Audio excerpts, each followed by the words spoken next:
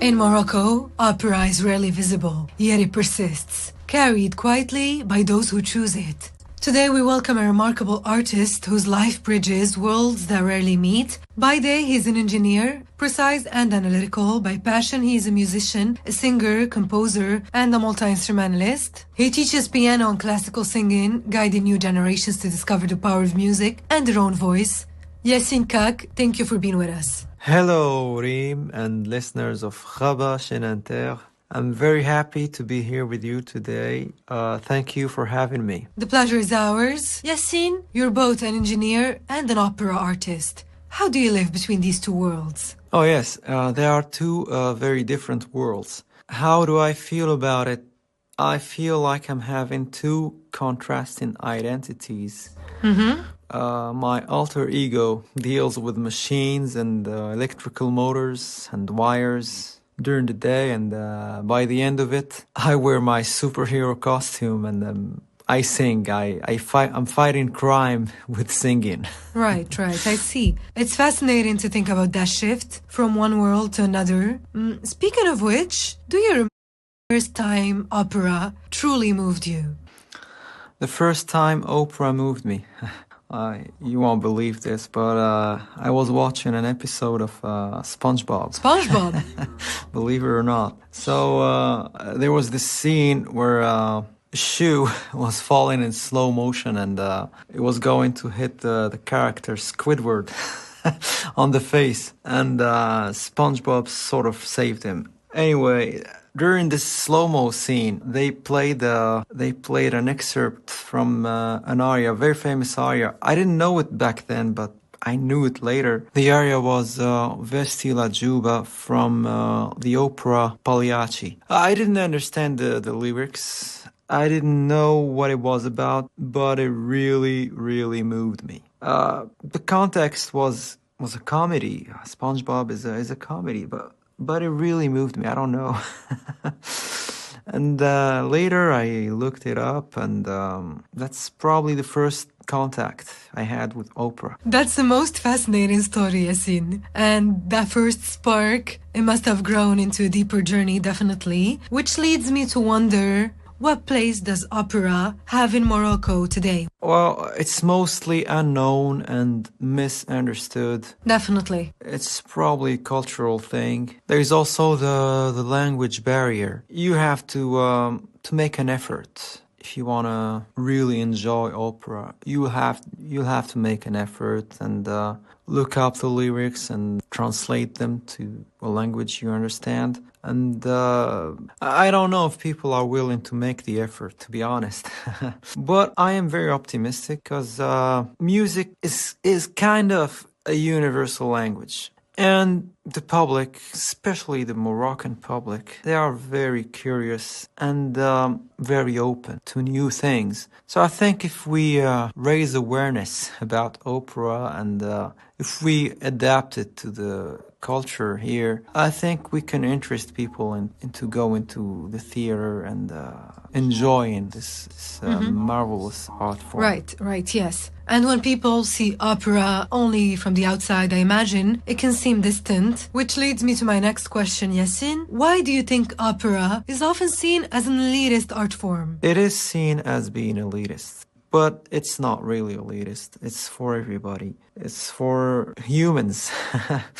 But it is also, in my opinion, for a lot of people, an acquired taste. Meaning that the first time you experience it, it's probably going to sound weird. It is not your everyday pop song. I don't know. But if you give it a chance and try to let it soak in a little bit, I think you'll discover that it's not a bunch of fat guys shouting at each other on stage.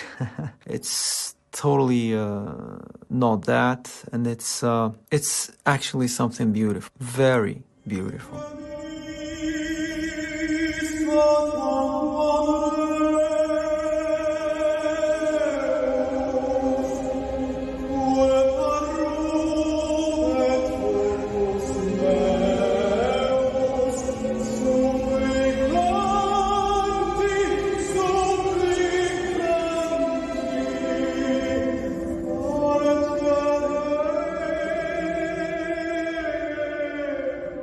Here we hear you, Yassine, performing live, because beyond the perception, the ideas, there's the experience itself. So what does it actually feel like to sing opera? You know, in opera, everything is big. The voices are big.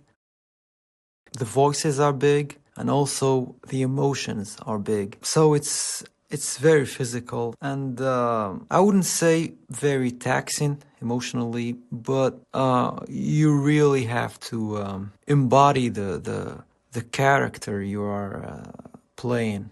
You have to have very high levels of empathy, and you have to be a good actor. Because if you don't, people are not gonna buy it. I mean, it's not gonna be real. It has to be real, and it has to be big. And the last person in the theater has both to hear you and to feel you emotionally.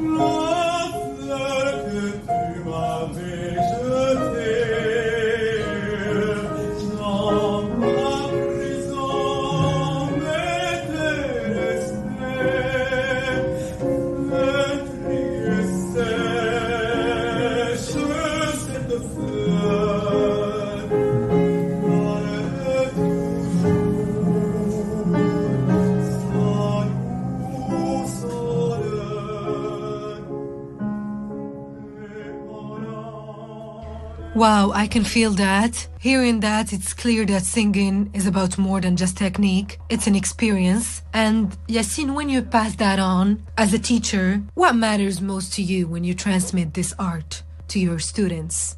Well, as a teacher, as a singing teacher, what I try to pass on beyond technique, well, first of all, technique is important. All right, let's agree on that. But you know what's more important than technique? It's love. You have to love what you're doing, or else there is simply no point. So I try to get my students to appreciate the beauty in their voices, and their personal voices, and the power it has to both change their lives and the lives of the people they know.